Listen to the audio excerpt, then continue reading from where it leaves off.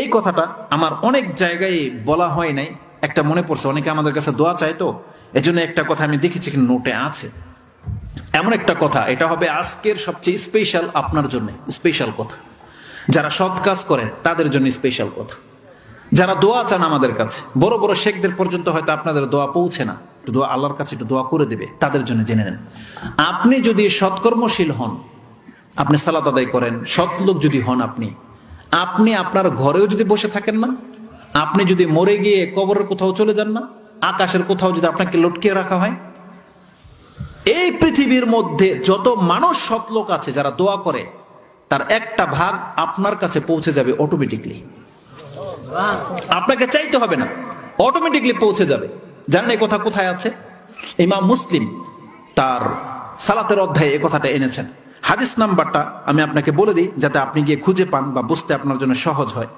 একজন মুত্তাকি বান্দার সাথে আল্লাহ সুবহানাহু ওয়া তাআলা কি করেন, সুবহানাল্লাহ। হাদিসটা 783-তে রয়েছে। এই হাদিস আপনারা জানেন, কোথায় জানেন? নামাজের মধ্যে যারা আত্তাহিয়াতু পড়েন, এই আত্তাহিয়াতের মধ্যে কি আছে, কি বলেন আপনি আল্লাহর কাছে? আপনি প্রথম আল্লাহর প্রশংসা করেন, তাই না? আত্তাহিয়াতু লিল্লাহি ওয়াস সালাওয়াতু ওয়াত তাইয়্যিবাত, এগুলো বলেন না? তারপরে দোয়া শুরু হয়, কি হয়? আসসালামু আলাইকা আইয়ুহান নাবিয়্যু ওয়া রাহমাতুল্লাহি ওয়া বারাকাতুহু। প্রথম শান্তির দোয়াটা, বরকতের দোয়াটা কাকে করা হয়? রাসূলকে করা হয়, যেহেতু তার মাধ্যমে আমরা দিন পেয়েছি। আর এটা হলো দোয়া কবুল হওয়ার একটা শর্ত, যে আপনি রাসূল সাল্লাল্লাহু আলাইহি ওয়াসাল্লামের উপরে দুরূদ পড়েন, সালাত পড়েন, তার মানে আপনার দোয়াটা এখন কবুল হওয়ার চান্স আছে। তারপরেই যখন দোয়া করার সুযোগ আসছে, তখন কি বলতেছেন? ওয়াসসালামু আলাইনা ওয়া আলা ইবাদিল্লাহিস সালিহিন।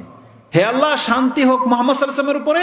তারপরের শান্তিটাই হচ্ছে আল্লাহ আমার উপরে শান্তি হোক এবং ওই সমস্ত ব্যক্তির উপরে শান্তি হোক যারা তোমার সৎকর্মশীল বান্দা।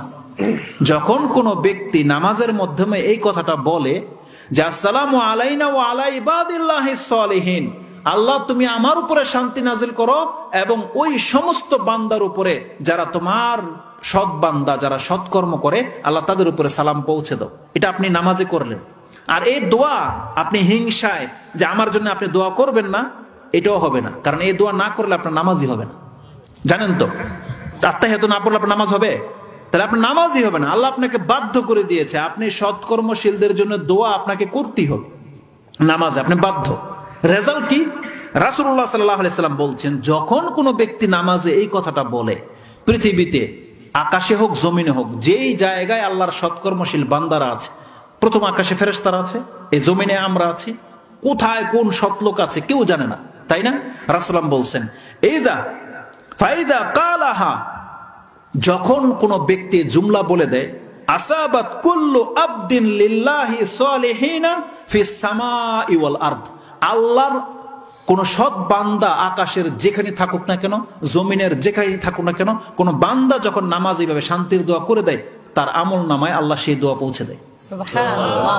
আসাবাত, সে পেয়ে যায় সেই দোয়া। অতএব আপনারা অনেক সময় দোয়া চেয়েছে আমরা কাউকে পাই না, আমাদের জন্য দোয়া করুক। আল্লাহ বলছেন কারো চাইতে হবে না, কারো পাইতে হবে না। বান্দা তুই সৎকর্মশীল হয়ে যাও, তুমি সৎকর্মশীল হয়ে যাও। আমি পৃথিবীতে হাজারো মুসলিমদেরকে, মুসল্লিদেরকে, যাদের দোয়া কবুল হয়ে থাকে, আমি নামাজীদেরকে লাগিয়ে দিয়েছি, তারা তোমার জন্য দোয়া করতেছে প্রতিনিয়ত। এটা হলো কাদের জন্য? ইবাদাল্লাহি সালিহিন, সৎকর্মশীল হইতে হবে। এই জন্য আপনি যদি সৎকর্মশীল হন, তাহলে অটোমেটিকলি আপনার ঘরে বসেও আপনি সেই দোয়া পেয়ে যাচ্ছেন। আল্লাহ যেন আমাদেরকে সেই সমস্ত সৎকর্মশীলদের অন্তর্ভুক্ত হওয়ার তৌফিক দান করে। আমার অনেকগুলো কথা ছিল, যেহেতু বলেছি যে সম্ভবপর তো না, ইনশাআল্লাহুল আজিজ সেটা আরেকটা কোনো বক্তব্যের মধ্যে আমরা উল্লেখ করব।